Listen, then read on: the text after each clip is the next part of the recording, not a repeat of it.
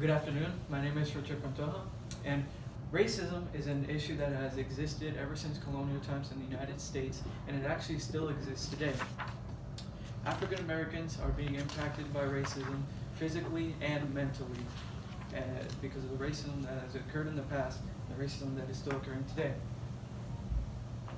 Because of this, I will be examining the question, to what extent has racism physiologically and psychologically affected African Americans living in eastern states over the past 70 years? To answer this question, African Americans have had their physiological health and physical or psychological health negatively impacted because of racism.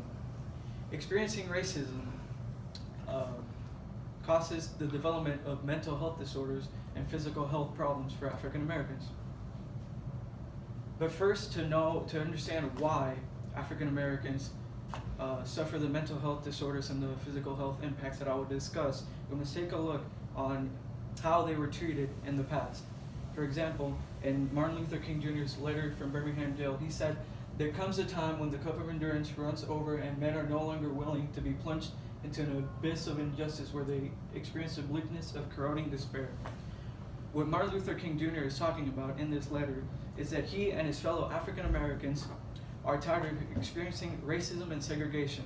Now, this letter was written in 1963, so segregation still existed and racism was much more extreme back then.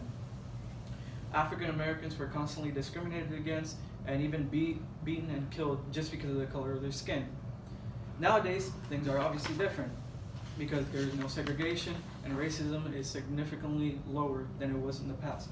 However, just because there is less of it doesn't mean that it's gone. Even though it's still here and it's less, it still has the same impacts on African Americans that it always has had. Racism, there are many ways in which racism exists. There is verbal abuse, bullying, harassment, and discrimination. Now, experiencing racism in any of these ways can cause several mental health disorders such as anxiety, stress, and depression. Now, the most important mental health disorder here is stress, because stress actually leads to the development of the other two mental health disorders that I just mentioned. First, racism leads to stress because of the way that African Americans are treated. Like I previously mentioned, they can be bullied and harassed, and in the past they were even beaten and killed, which causes stress. From here, stress can actually cause depression because stress changes the mood of a person, lowers the mood of a person, meaning that they will not be able to cope with their stress in a healthy way, and having too much stress can make someone unhappy, leading to depression. And anxiety is a reaction we have to stress, so meaning that if we have more stress, we're going to have more anxiety. Now, I mentioned that racism can lead to stress, and stress can lead to other mental health impacts. However, stress can not only it leads to other mental health impacts, it can also lead to physical impacts on one's health. Some of the physical health impacts that stress can lead to are high blood pressure, heart attacks, and strokes. Now, to better understand this, we must start at the beginning. First, everything starts with racism, and like I previously mentioned, racism causes stress. From stress, we have high blood pressure because stress creates hormones in your body that increases your heartbeat, which makes you have high blood pressure. From high blood pressure, we have heart attacks because high blood pressure causes fat to build up in your arteries, and it increases the chance of blood clots, which increases the chance of heart attacks. The same way with strokes, it can make fat in the arteries, which lead to the brain and cause blood clots, which can increase the chance of strokes. As you can see here, this graph shows that out of 100% of African Americans and whites, how many suffer from high blood pressure. From ages 18 to 34, 12% are African American and 10% are white. From ages 35 to 49, 33% are African American and 22% are white. And from ages 50 to 64, 61% are African Americans, while 41% are whites. And here you can see that out of 10% of African Americans and whites, how many suffer from strokes? From ages 18 to 34, 0.7% are African Americans, while 0.4% are whites.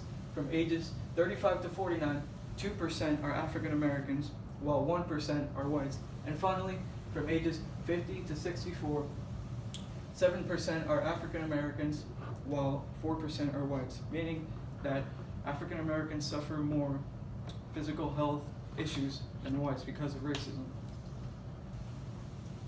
Now, the way to solve this problem is by ending racism, and some of the steps that can be taken to end racism is making it completely illegal and to spread information on how racism can actually impact African Americans in an effort to persuade others that racism is wrong and that they should stop.